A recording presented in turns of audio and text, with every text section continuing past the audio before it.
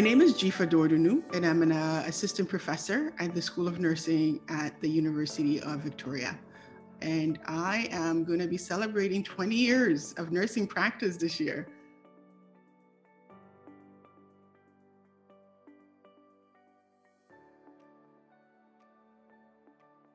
So all the experience I share have their own impact, but if I had to choose, I would choose the one where I talk about being followed in a store, made out to be a thief.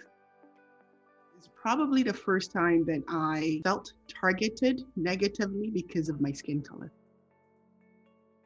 The experience taught me about how easily any of us, including myself, can become the thing that we despise the most, which is a raging racist. After the experience, I was angry, I was offended, I was hurt, I was, you name it. I had all of these negative emotions. And I deliberately started to avoid interacting with people that fit the description of this person. This went on for some time until I started to question my own thoughts and actions so that I could move and engage in the world in a meaningful way. I also learned in the process that overcoming racist encounters is hard work, and the work is invisible, it's hard, and it's exhausting.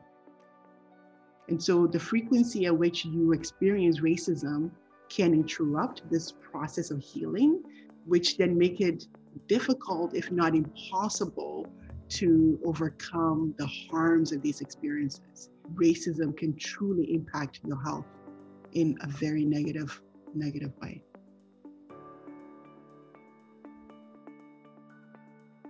In the reflection piece, I use quotation mark around race because race was created to justify racism.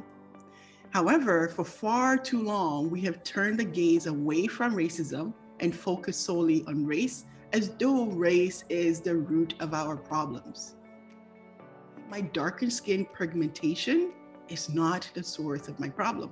It is the harm I experience in society because of people's beliefs about my skin color. Shifting the gaze on race really justified it, where you can just dismiss it and say, those people are just made that way. Race is not pathological, but racism is. So collecting data on racism, in my opinion, might lead us more to action than what we have seen for centuries on just collecting data on race. The process of achieving equity begins with us individually. I liken us as human beings to free radicals. Free radicals are these highly unstable molecules that goes around stealing electrons from other molecules and causing damage to structure and function in the process. That's how I see us as human beings when we don't spend the time to achieve healing and balance within our lives. We go into the world stealing joy from people, causing damage, and the journey toward equity must really start with us individually before we can move outward as a collective. We also need to call on institutions like funding agencies to require the collection of data on racism in research. Any institution that is engaged in serving our society ought to be collecting this data with corrective action when the data is less than ideal.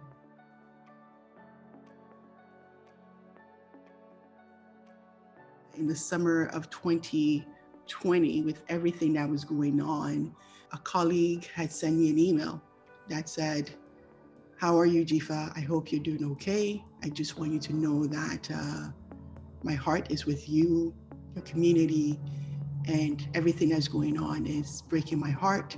And I don't know how to stand in solidarity with Black people."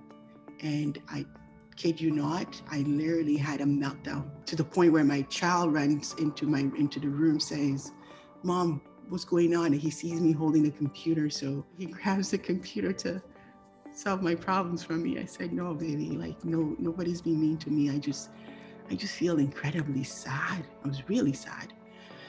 But what happened in that moment It was feelings that just sort of came out of nowhere, from my gut to my heart to my throat, and then just pour out in this tears that I was shedding. But I think what happened also in that moment was my awakeness to say, it's not for me to make other people feel comfortable about racism. All I can do is point out what I'm seeing, what I'm feeling, and it's for that person to sort of sit with it and hopefully do the work that they themselves need to move forward.